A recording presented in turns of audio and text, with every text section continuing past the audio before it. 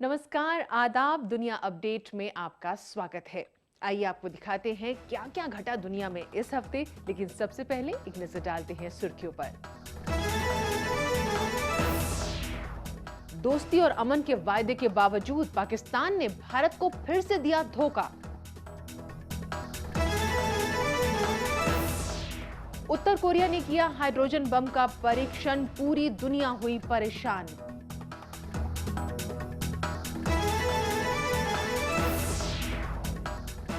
और चीन में मनाया जा रहा है आइस फेस्टिवल।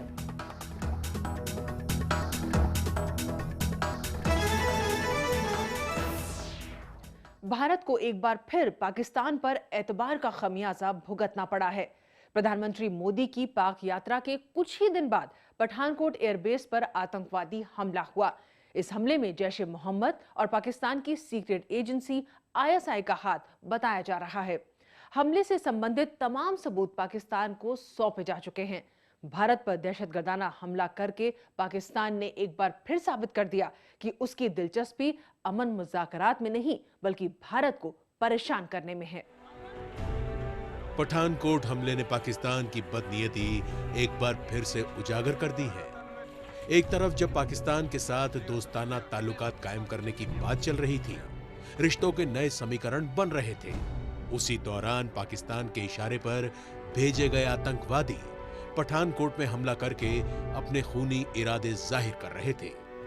ऐसा एक नहीं बल्कि कई बार देखने को मिला है कि जब भी भारत और पाक में नजदीकी बढ़ती दिखाई देती है, उसी दौरान आतंकवादी हमलों से आपसी एतबार की डोर टूट जाती है। जैश के तार एक ज़माने में तारिक तालिबान से भी जुड़े हुए थे। जो मेहराम एयरबेस पे हमला हुआ था पाकिस्तान में, उसमें जैश का भी रोल था। उसके बाद इन पाकिस्तान में इसको अलग कर दिया गया, पर इसी फिर दोबारा जो जैश को जिंदा करना है और ख़ासकर भारत के खिलाफ जो इस्तेमाल किया गया और जिस किस्म की ट्रेनिंग मिली थी, ये जो आए थे आतंकवादी आए थे, उनको जिस किस्म की ट्रेनिंग इन दहशतगर्दों को मिली थी, इससे साफ जाहिर होता है कि ये ट्रेनिंग प्रोफेशनल थी। तो आर्मी का रोल इसमें है। पाकिस्तान खुद को दहशतगर्दी से पीड़ित बता रहा है, आतंकवाद से मुतासिर मुल्क होने का दावा कर रहा है। उसकी दलील है कि उस पर आतंकवाद फैलाने का इल्जाम लगाया जा रहा है, जबकि वो तो खुद ही आतंकवाद का शिकार है।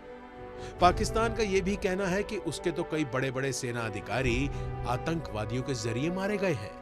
रही आम लोगों की बात, तो वो तो रोज ही दहशतगर्दी की आग में जल रहे हैं। पाकिस्तान की ये बात सही है कि उसकी जनता आतंकवाद से प्रभावित है, लेकिन ये बात भी सच है कि आतंकवाद को पालने, पोसने और उसे बढ़ावा देने वाला भी पाकिस्तान ही है।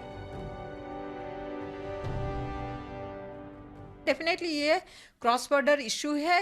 दीज आर द पीपल जो supported by the Pakistan arm forces and intelligence agencies, and इनके सपोर्ट के बिना इतना भारी मात्रा का जो एक्सप्लोसिव्स और सारा चीज मिला है, ये संभव नहीं है।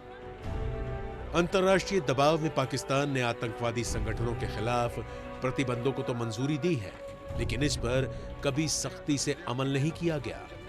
आज भी पाकिस्तान की सेना और आईएसआई के तमाम अधिकारियों की न सिर्फ तालिबान बल्कि जमात-उद-दावा, जैश ए मोहम्मद और हिजबुल मुजाहिदीन जैसे खतरनाक आतंकी संगठनों से गहरी सांठगांठ है। वो इन्हें आतंकवादी नहीं बल्कि भारत और उसके दुश्मन मुल्कों के खिलाफ लड़ने वाले बहादुर योद्धा मानते हैं। अब वक्त है एक ब्रेक का।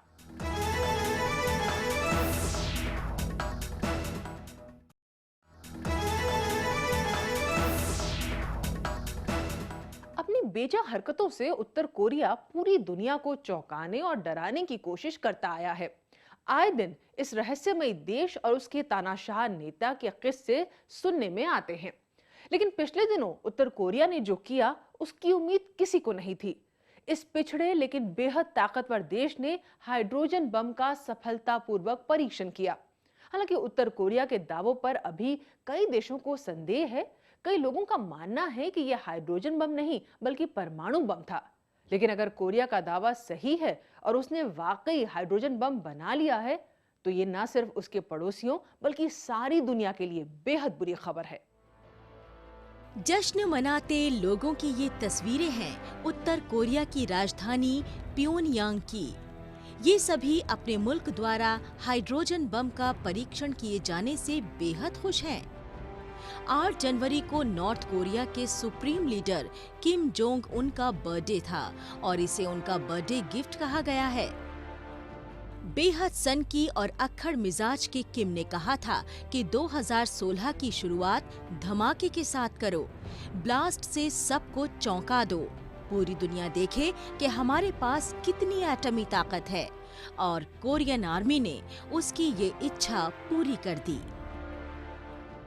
ये तकनीकी जो उन्होंने क्षमता साबित किया है हाइड्रोजन बॉम्ब के विस्फोट के बाद, अगर ये आपके समीक्षा के बाद साबित हो जाता है कि ये हाइड्रोजन बॉम्ब भी था और बूस्टेड फिशन बॉम्ब नहीं था, तो इसकी कई सारे टेक्नो स्ट्रेटेजिक इम्प्लीकेशंस हैं और इससे पूरे विश्व के लिए भी एक चुनौती है जहाँ तक नॉन प्रोलिफरेशन की बात है।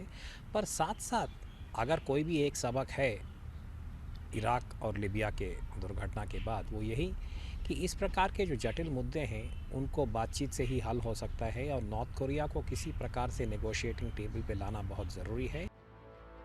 पूरी दुनिया में उत्तर कोरिया के इस परीक्षण के बाद हंगामा मच गया है।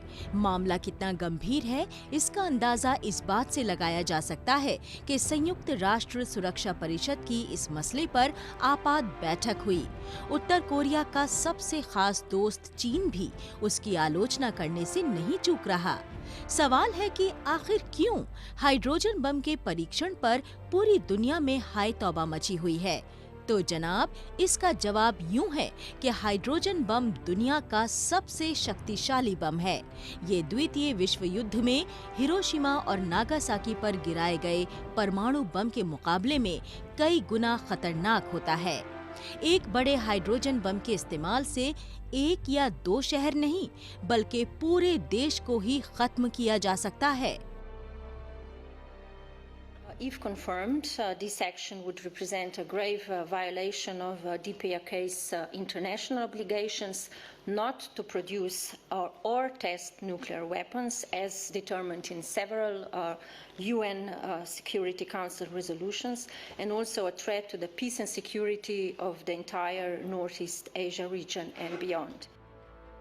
आज तक हाइड्रोजन बम का इस्तेमाल कभी नहीं किया गया है।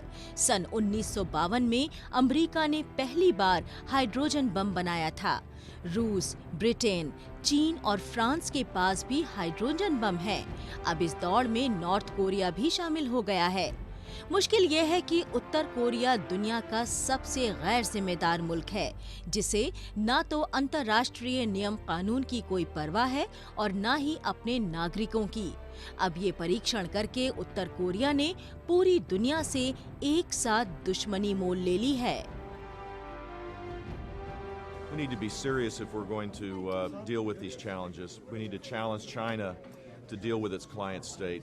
I think we need to reimpose sanctions across the board if it's been confirmed that they are violating sanctions and testing a hydrogen bomb. I mean, this is a huge danger, and if they have the long-range missile capability to deliver that weapon, that is a direct threat to the United States, and there's nothing more to say about it other than that. पहले ही परमाणु परीक्षण कर चुका उत्तर Korea मानो किसी की सुनने को तैयार ही नहीं है।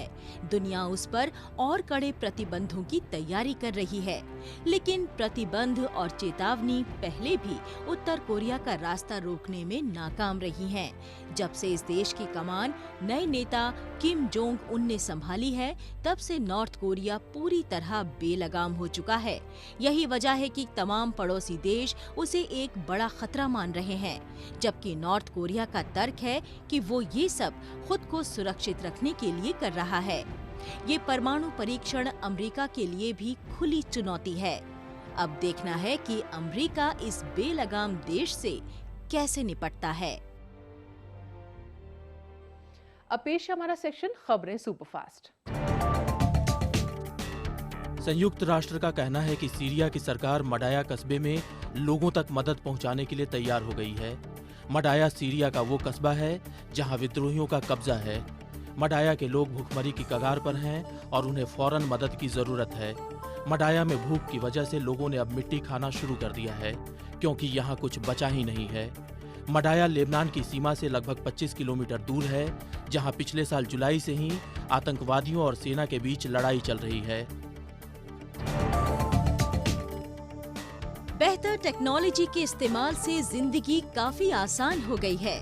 मिसाल के तौर पर इंडोनेशिया के शॉपिंग मॉल में स्मार्ट पेमेंट सिस्टम का तरीका इस्तेमाल में लाया जा रहा है। ई मनी का इस्तेमाल न सिर्फ आसान है बल्कि यहाँ के फूड कोर्ट में आने वालों को इससे बेहतर अनुभव भी होता है।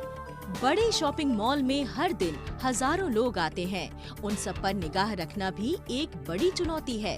यही वजह है कि ऐसी जगहों पर बेहतरीन क्वालिटी के सीसीटीवी कैमरों का इस्तेमाल किया जा रहा है। इन कैमरों के इस्तेमाल से आने जाने वाले हर एक शख्स पर आसानी से नजर रखी जा सकती है।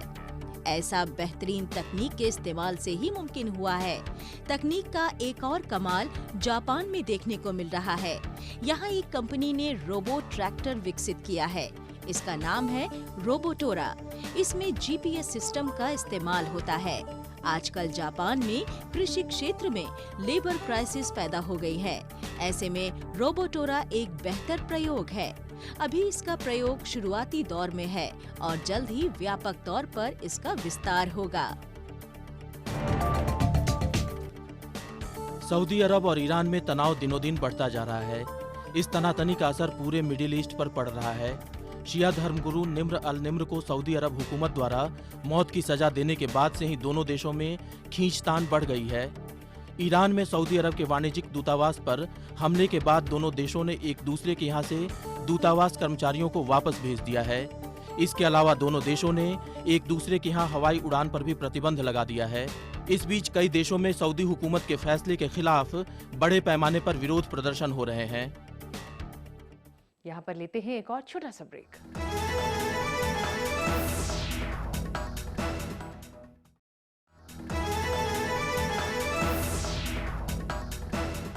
इस साल भारत में भले ही ठंड की वजह से लोगों को अब तक किसी खास दिक्कत का सामना नहीं करना पड़ा हो, लेकिन यूरोप और अमेरिका में काफी ठंड पड़ रही है।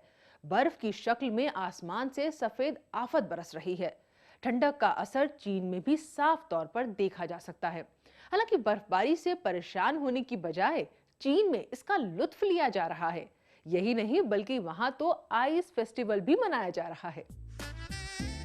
चीन के उत्तर पूर्वी शहर हार्बिन में विंटर कार्निवल की शुरुआत हुई। 1 महीने तक चलने वाला ये फेस्टिवल पूरी दुनिया में मशहूर है। इस फेस्टिवल को देखने के लिए जहां पूरी दुनिया से पर्यटक चीन पहुंच रहे हैं, वहीं इसमें हिस्सा लेने के लिए प्रोफेशनल्स का भी हार्बिन पहुंचने का सिलसिला जारी है। 75,000 स्क्वायर मीटर में फैले इस पार्क में दर्शकों को लुभाने के लिए एक से बढ़कर एक इंतजाम किए गए हैं, जैसे बर्फ से बनी मूर्तियां और बर्फ से बने झूले। यहाँ बर्फ से बनी 2000 से ज्यादा मूर्तियां मौजूद हैं। बच्चे तो बच्चे, बड़ों को भी ये फेस्टिवल खूब लुभा रहा है। मैं यहाँ पहली बार आई हूँ। मैं बता नहीं सकती कि यहाँ आकर मुझे कितना मजा आ रहा है। मुझे तो ये मिरेकल लग रहा है। चारों तरफ इतनी बर्फ मैंने पहले कभी नहीं देखी। ये फेस्टिवल पिछले 32 सालों से लगातार आयोजित हो रहा है। इस शो में कई प्रतियोगिताएं भी आयोजित की जाती हैं, मसलन बर्फीले पानी में स्विमिंग।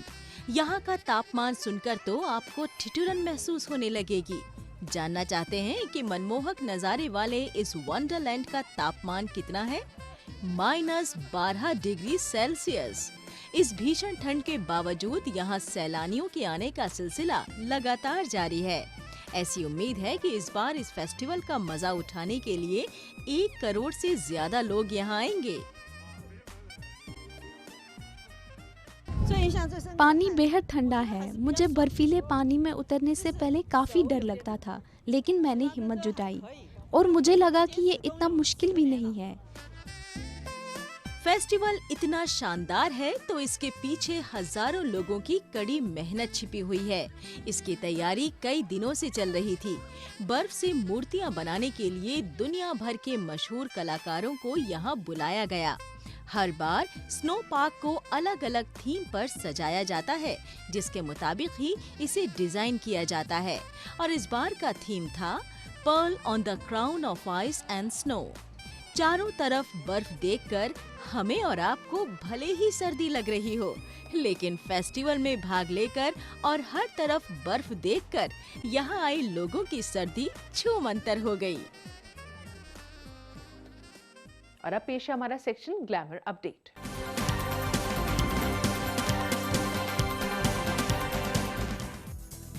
हॉलीवुड अभिनेता बर्ट रेनॉल्ट के फिल्मी करियर को पूरे 5 दशक बीत चुके हैं। यानी हॉलीवुड में उनका सफर पिछले 50 सालों से जारी है।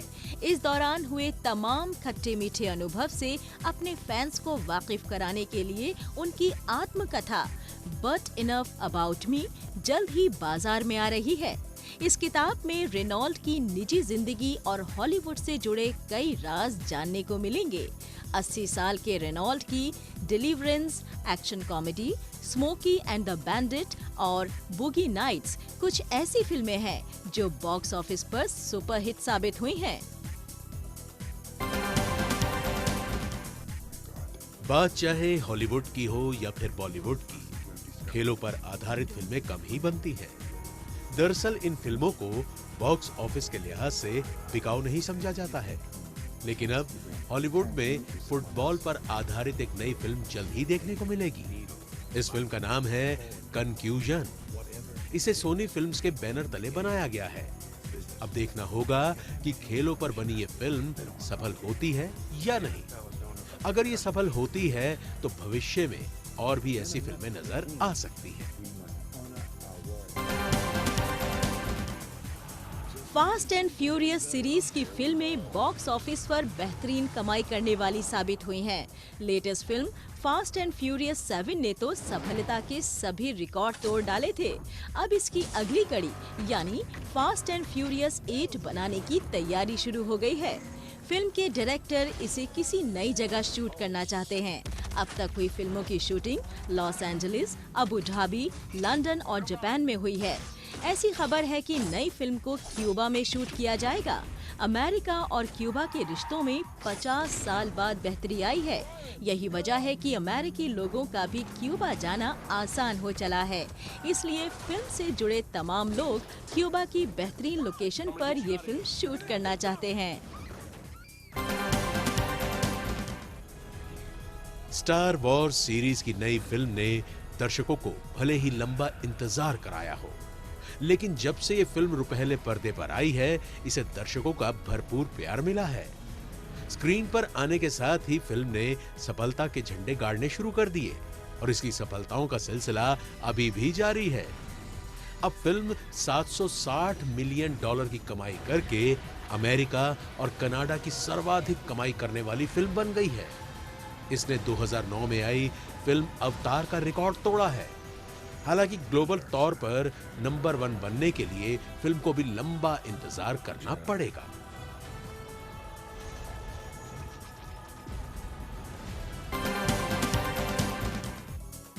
क्रिस्टियन स्टीवर्ट हॉलीवुड की जानी मानी अभिनेत्री हैं, लेकिन लगातार काम करते हुए वो काफी थक गई हैं। इसलिए अब उनका मन है कि फिल्मी दुनिया से कुछ दिनों के लिए ब्रेक ले लिया जाए।